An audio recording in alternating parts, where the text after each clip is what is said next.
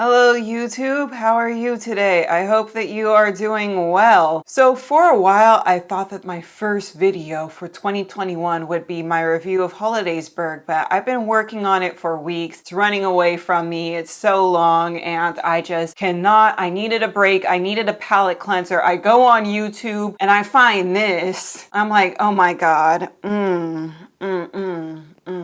Being vegan is definitely a choice. It's definitely not on the same level as other forms of bigotry. Veganism is a choice, sure, and that obviously makes it different from racism and sexism. But homophobia? Fun fact about me, your girl, Brie Cheese, is a vegan. I've been vegan since 2009. I was ovo-lacto vegetarian starting in October 2004, and then I became vegan in 2009, and I am still a vegan today. So I do have much to say on these topics. Unnatural Vegan is somebody who I felt like I have liked her videos. I liked her videos about like debunking bad vegan nutrition advice. My favorite videos of hers are the videos where she talks about vegan nutrition when it comes to feeding your children vegan. Lunch ideas for kids, 5 different lunches. And one of the lunches is literally mashed potatoes with lettuce, cucumber, tomatoes, and raisins. Yeah, very little fat, very little protein. Obviously, a very imbalanced diet, not only for an adult, but especially for a growing child. Another one is just pasta with nutritional yeast, bell pepper, broccoli, and dried papaya. Again, very little protein, very little fat. You know that the child of that mother is just gonna throw out all of that food and end up eating a cheeseburger. There's a lot of misinformation out there coming from both sides, both coming from people who are not vegan, who have a problem with veganism, and people who are vegan and trying to promote veganism, and they're giving bad nutrition advice or just bad pseudoscience. And you know, I do like that she's there and she's made some good videos. Recently, she's made some more controversial videos. Thought Slime made a good video about capitalism and veganism. And then she made this video about Wallace, or D'Angelo, reacting to that vegan teacher. And Veganphobia on this app is very strong. And if we can get rid of racism here, and we can get rid of homophobia, surely we can get rid of the cruelty that animal rights activists are exposed to on a regular basis. I watched some of this video and I was like, oh damn, like, oh my God, how could you say that? Clearly you have never experienced racism. If your first thought is, hey, this is just like racism. Being vegan is definitely a choice. It's definitely not on the same level as other forms of bigotry. Have you experienced vegan phobia? If not, does that disqualify you from talking about it? Because if it does, what is the point of this? I just feel like this video would have gone a lot better had she not said some of the things that she said in this video. I have always thought that her points were interesting, but I've never 100% agreed with everything that she said. So I'm not feeling like that sense of betrayal or anger that a lot of her fans are feeling right now. Veganism is a choice, sure, and that obviously makes it different from racism and sexism. But homophobia? Having that orientation isn't a choice, but obviously being in a gay relationship is a choice.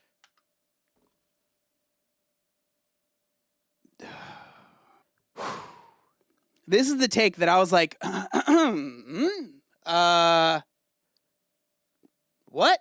So I mentioned a few videos ago that I used to be a Republican. I never voted Republican because I was Republican as a kid. And thankfully, it was before YouTube launched. I'm sure that if YouTube was around back in the early days of the Bush administration, if I had a camera and knew how to edit and all of that, I would have made videos that are just as cringy as Classically Abby. Say welcome, welcome President Bush. We're glad you're here. I want you to bless him. Speak a blessing to him. Would you do that? Reach your hand to speak a blessing to him. My church didn't do this. Tell him, Mr. President, one nation under God.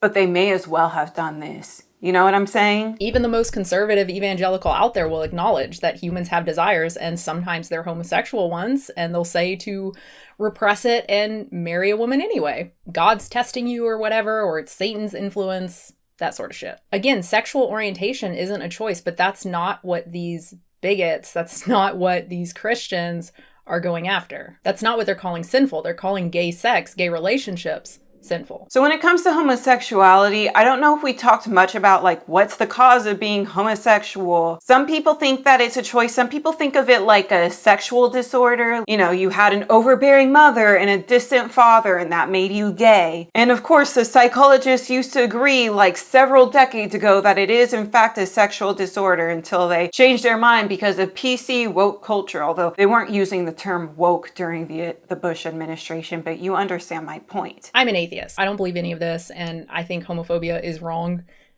regardless, whether you're talking about choice or not. But it really suggests that he is just not very familiar with the opposition by saying that homophobia is not related to choice. I think that maybe a better way to put this is that at church, the question wasn't so much over whether or not you choose to be gay. It was about, is it nature or is it nurture? And I think that they were all very much in agreement. And I think that for a lot of evangelicals out there, they believed it was nurture rather than nature. Not so much you are born gay and you will always be gay for the rest of your life. So either force yourself into a heterosexual relationship or stay celibate your whole life. It's more like you're supposed to be the default sexuality, which is straight, but then something happens, some trauma happened to you, or maybe you just saw Will and Grace on TV and you thought that being gay was such a great thing. Look at those gays. They have a parade and everything. But do not worry, because that is something that can be cured via conversion therapy, which yes,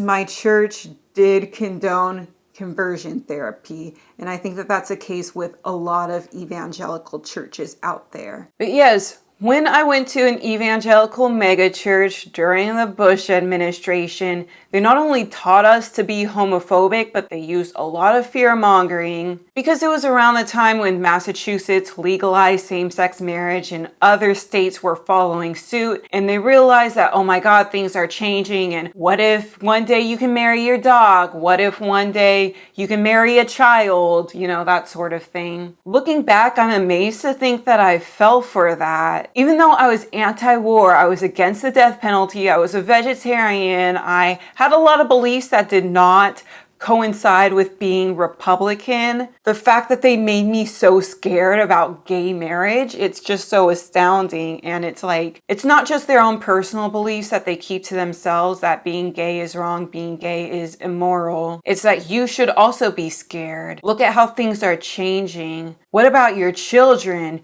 Your children are going to grow up in this world where men can marry men and women can marry women, and now people are transgender. Now that's being used as political football more than the gay marriage issue. I use the term political football. I got that from Blair White, of all people. I feel like transgenderism by both sides has been used as a political football whenever it's convenient. No, it's definitely your side, the Republican side. So when I made a video about Blair White, I talked a lot about this video and how this video is dead wrong. And it's been used by the right-wing media to fear-monger, not just about this specific case, but to make a case that this is the transgender movement going too far. Look, this kid is being brainwashed into being transgender, when that story is absolutely false. The dad who is peddling that story is a liar and is an abusive parent, as I discussed when I went over the court documents. But yes, my man Charlie Kirk, he tweeted about this, and this line is very important. This is the left. People use their disgust towards transgender people to discredit the left. They use their disgust for gay people to discredit the left. And that was very effective for me back when I was a Republican, before I was able to vote during the Bush administration. Whereas the vegan phobia, it just comes down to vegans are annoying, and because vegans are so annoying, I'm gonna eat 10 hamburgers just for you, just because you annoy me so much. She also included this little caption where it says, "Don't date abusive people." I mean, technically, yeah, supporting abuse of animals is abusive. The dairy industries, the egg industry,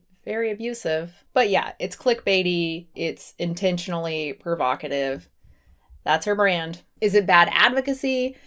In this case, I feel like probably. Bad advocacy? Not probably.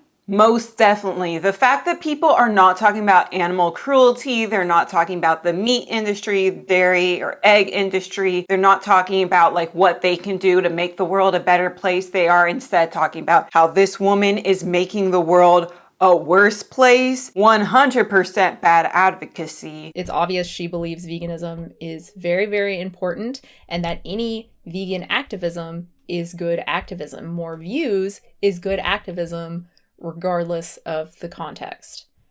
I don't agree with that. A lot of people, a lot of vegans do not agree with that. Unnatural Vegan and I, we both disagree with the idea of all publicity is good publicity because that can turn people off of your cause. I really wish she would consider criticism of her activism. I doubt she will because she mentions in, I think that one video, that she used to be really sweet and kind and it didn't do anything. And like this is more effective. So maybe a lost cause there. I'm not sure if I believe that because there are plenty of normal vegans out there on social media who have lifestyle channels and who have influenced other people to become vegan. I think that that's why Unnatural Vegan has made so many video responses to what I eat in a day because people take nutrition advice from lifestyle channels. You will be getting extra points if you show yourself eating healthy vegan foods, and of course losing points if you're showing yourself eating animals. I mean, she must know that she's pretty much encouraging people to eat meat by being so unlikable and by saying, oh, you get on my bad side if you eat meat. People are going to take that as a challenge and they're going to eat more meat out of spite. She must know that. Vegans are well known as being a hated group, and while it has finally become socially unaccepted, at least in most like developed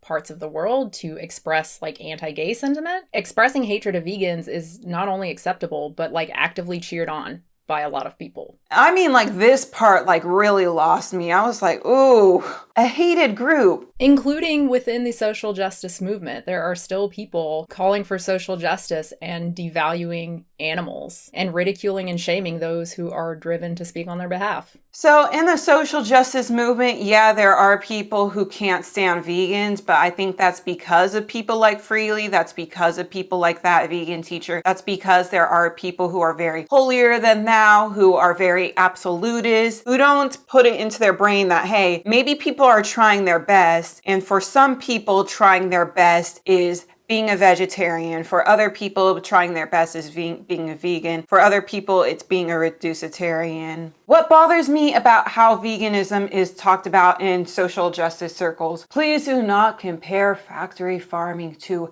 slavery or to the Holocaust. You're going to lose a lot of people. You're just going to piss people off and they're not going to be interested in learning more about factory farming. I forgot to mention also, don't compare animal cruelty to Black Lives Matter. I forgot to mention that because Unnatural Vegan forgot to mention that. This person is an unhinged racist. She released this song called I Can't Breathe, and as you can see in the description, it says all lives matter to those who live them. Composed on May 25th, 2020, with new lyrics added June 19th after the sudden death of vegan animal rights activist Reagan Russell. George Floyd was murdered in the street. So for some reason, she saw that news and she was like, oh, this is the perfect time to tie this into animal rights somehow. The day that he passed away. Unnatural Vegan did not bring up the George Floyd song or anything like that, but she did talk about comparisons. It is racist,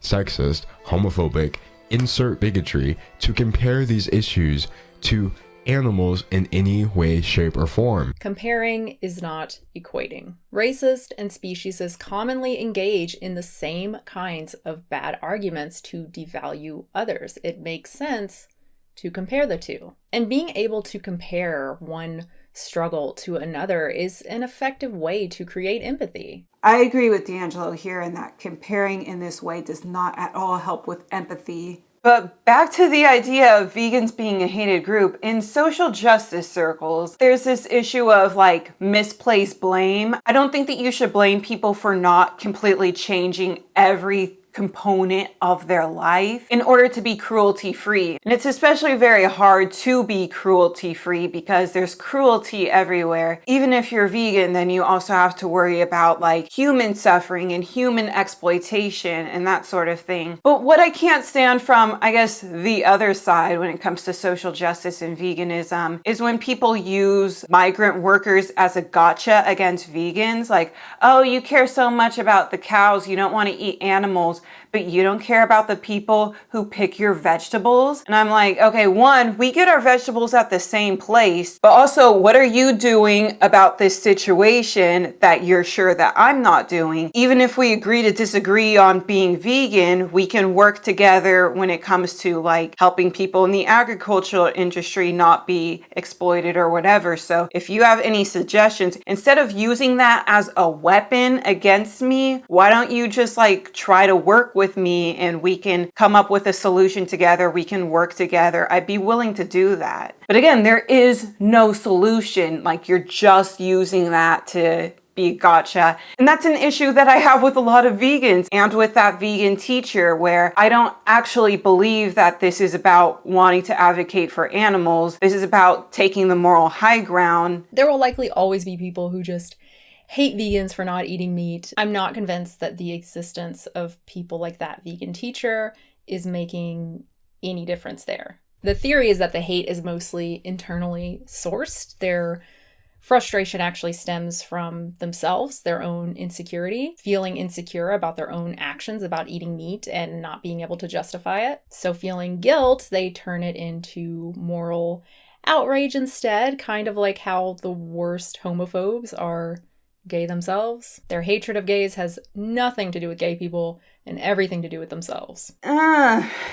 Again, these comparisons, like I know that she says that comparing things aren't equating things, but people are still going to take it that way. It's just still not in your best interest to make that comparison. But I understand what you're saying. I think like Innuendo Studios, I think it was Innuendo Studios who had a very good video, the Angry Jack video series, where he mentioned it's not just veganism, but like if you're at a party and you're getting trashed and you meet somebody who says, oh no, I'm not drinking alcohol tonight because I don't drink. Even if they're not being judgmental, they're not being aggressive about it, they're just saying, hey, I don't drink. There's still people who feel very threatened by that and then want to pressure that person into drinking. And so I do think that there's some of that going on with veganism and vegetarianism. If you're not being judgmental, you're just existing and saying, oh, hey, yeah, I don't eat that. I'm a vegetarian, I'm vegan. And there's people who are going to feel judged and threatened even if you didn't say anything judgmental, and they get really defensive for no reason.